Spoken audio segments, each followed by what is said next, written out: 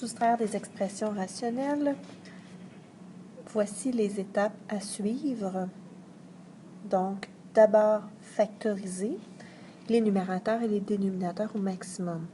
Il y en a deux où on va peut-être avoir besoin de faire des démarches, et ce sont les deux dénominateurs. Je les ai préparés d'avance. Alors, voici les deux factorisations. Je vous invite à mettre sur pause et à bien les observer si vous avez besoin de voir étape par étape comment ces deux expressions-là se factorisent et de revenir par la suite. Comme ce n'est pas le but de la capsule, je me permets de revenir au sujet, c'est-à-dire la soustraction ici. Donc, la factorisation, première étape à compléter. X-2, le premier numérateur, on n'y touche pas. Le dénominateur, maintenant, on a obtenu x-2 par x-2. Moins. Le deuxième numérateur, 2x plus 4, 2 peut être mis en évidence. Et le dernier dénominateur, on a 4 facteurs de x plus 2, x plus 3. Ensuite, les restrictions, les valeurs à éviter au dénominateur. Il faut éliminer plus 2. Avec x-2, on a 2 fois la même valeur. Ici aussi, on a une restriction.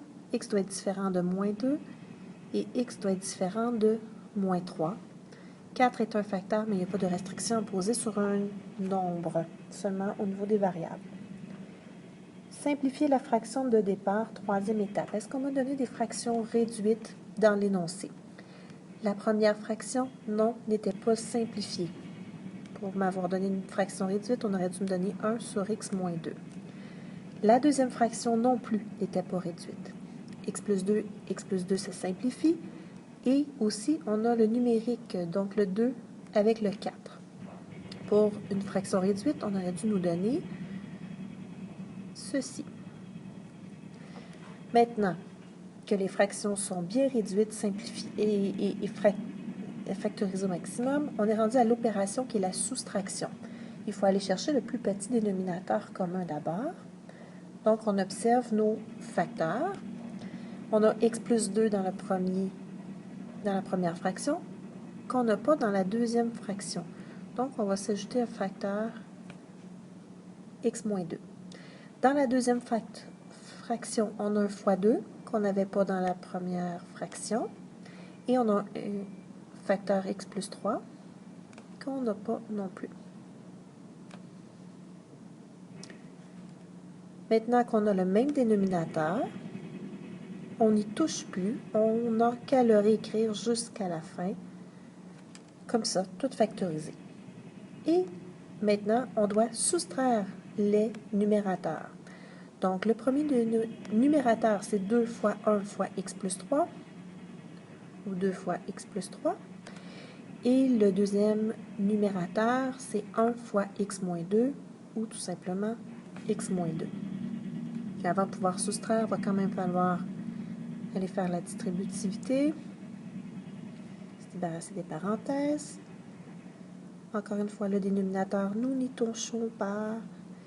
Et on regroupe les termes semblables du numérateur, donc 2x moins x, 1x, et 6 plus 2, 8 sur le dénominateur toujours.